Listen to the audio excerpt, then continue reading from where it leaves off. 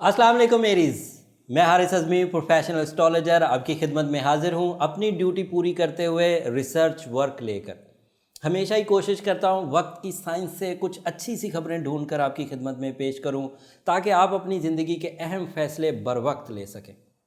रमज़ान पूरी आबोताब से इस वक्त चल रहा है। उम्मीद करता हूँ कि आप रमज़ान की इन सातों से, इन रहमतों और बरकतों की घड़ियों से खूब मुस्तफ़ीद हो रहे होंगे और ये भी उम्मीद करता हूँ कि आप मुझे भी अपनी दुआओं में याद रख रहे होंगे। मेरे पास जो इस वक्त स्टार पोजीशन है वो तकरीबन पिछले हफ्ते से मिलती जुलती है। मैं सिर्फ उसे एक्सप्लेन एक्स्ट्रा कर रहा हूँ ताकि इस हफ्ते का जो हमारा रिसर्च वर्क है वो भी आपके उससे भी कुछ आपको फ़ायदा मिल जाए। वैसे जो अब मेजर चेंजेस आनी है ना वो ईद के दिन से आनी है, not on the behalf of Eid day but new moon उस दिन होना है एंड कुछ प्लैनेट्स अपने अगले हाउस में दाखिल हो जाएंगे और उनके एडवांटेजेस डिफरेंट होंगे। बट ये जो हफ्ता 26 तारीख से 1 जून तक का है, इस हफ्ते में स्टार पोजीशन क्या रहेगी और आपको किन किन शोबों में फ़ायदा देगी ये बयान करता हूँ। मामला ये है कि इस वक्त second house, the house of material advantages and आपकी सलाहियतों का घर, आपके यहाँ रिवॉर्ड्स और मुनाफे का घर पूरी आबोताब से चल रहा है।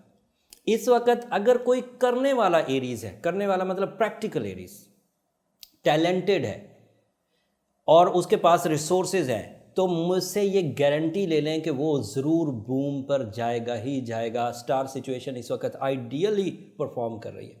सेकंड हाउस के ये एडवांटेजेस आपको आपके ढारस के लिए, आपकी हिम्मत अफजाई के लिए उम्दा तरीन है। यूरेनस है आपके यहाँ सेकंड हाउस में एंड वीनस है आपके यहाँ सेकंड हाउस में।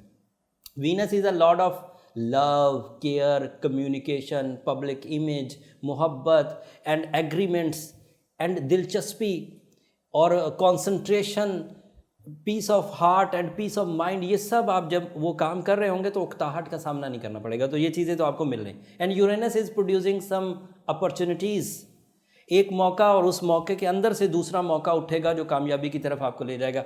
और अगर माली हालात इस्तेहकाम में आ जाए और किसी भी नेचर को, स्पेशली एरीज़ को मौका मिल जाए अपनी सलाहियतों को आजमाने का और उसको कामयाबी में बदलने का, तो आप यकीन कर लीजिए इंसान अपनी तरक्की की तरफ तेज़ी से जाता है। तो एरीज़ अपनी तरक्की की तरफ अब तेज़ी से जाएंगे। ये शॉर्ट अचीवमेंट्स का टाइम नहीं है, छोटी छोटी खबरें नहीं, बड़ी खबरें। बट विजन ब्रॉड होना चाहिए, रिसोर्सेज बड़े होने चाहिए, प्लानिंग स्ट्रांग होनी चाहिए और इस सब का टाइम इस वक्त चल रहा है। एंड इसका जो दूसरा पहलू है, जो 2 सितारे पिछले हफ्ते अगले हाउस में कन्वर्ट हुए थे, थर्ड हाउस में इस वक्त सन है and mercury. And you know mercury is a lord of mental skills.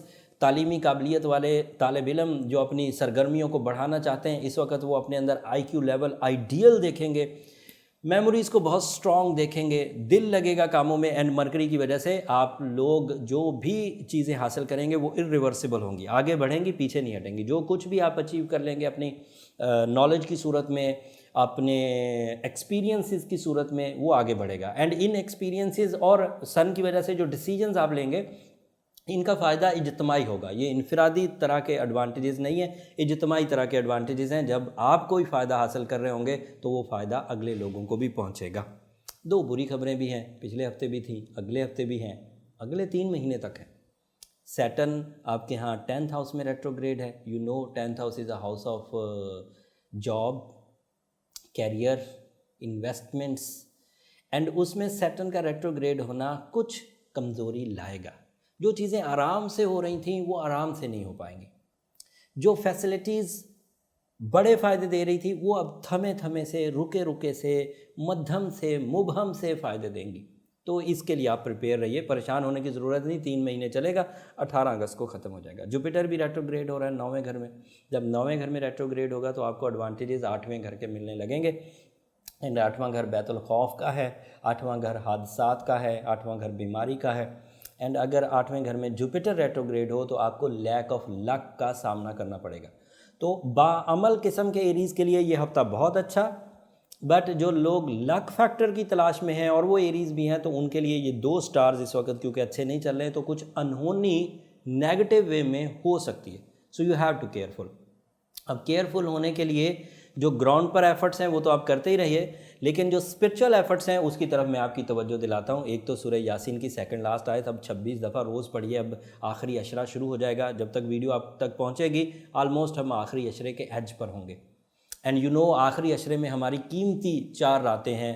21 तारीख की रात मतलब 21st नाइट, 20वें रोज़े को ही 21वीं रात हो जाएगी, एंड उसके बाद 23वीं, उसके बाद 25वीं, फिर 27वीं एंड 29वीं रात आखिरी दिन। इस दफ़ा 29 के चांद होने के ज़्यादा चांसेस हैं,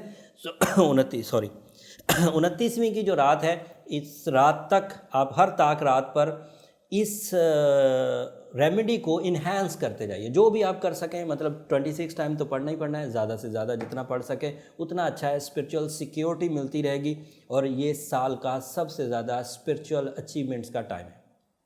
एंड साथ में आपका बर्थ स्टोन, आप उसे इग्नोर नहीं कर सकते। आपको बिलू सफ़ायर पहनना चाहिए 8 कैरेट का, उन लोगों को पहनना चाहिए जिनकी उम्र 25 साल से 40 साल के दरमियान है। जो 40 साल से ज़्यादा हैं वो 9 कैरेट की तरफ जाएं, और जो 25 साल से कम है वो 7 कैरेट की तरफ जा सकते हैं। उम्मीद करता हूँ ये इन्फॉर्मेशन इस हफ्ते के डिसीजंस लेने में आपकी बड़ी मदद करेगी। एंड ये भी उम्मीद करता हूँ कि एरीज़ अपनी सलाहियतों को समझेंगे, जो मैंने बयान किए। मैंने 16 साल लगाए हैं इन चीज़ों को समझने के लिए। समझेंगे, इम्प्लीमेंट करेंगे और एडवांटेजेस लेंगे, और जब एडवांटेज लेंगे तो मुझे अपनी दुआओं में ज़रूर याद रखेंगे। ये मेरी दुनिया की भी प्रॉपर्टी है, आखिरत की भी प्रॉपर्टी है। अगर आप रमज़ान में मुझे अपनी दुआओं में याद रखेंगे तो शायद आपकी दुआओं की वजह से मुझे दुनिया और आखिरत दोनों की भलाई नसीब हो जाए। अगली वीडियो तक के लिए इजाज़त दीजिए। अगली वीडियो में ईद का सीज़न भी आ जाएगा, तो ईद की जो टॉपिक पर भी बात करेंगे, एंड अदरवाइज जो स्टार पोजीशन होगी वो भी मैं पूरी तरह डिस्क्राइब करूँगा। तब तक के लिए इजाज़त दीजिए। अल्लाह ने के बाद।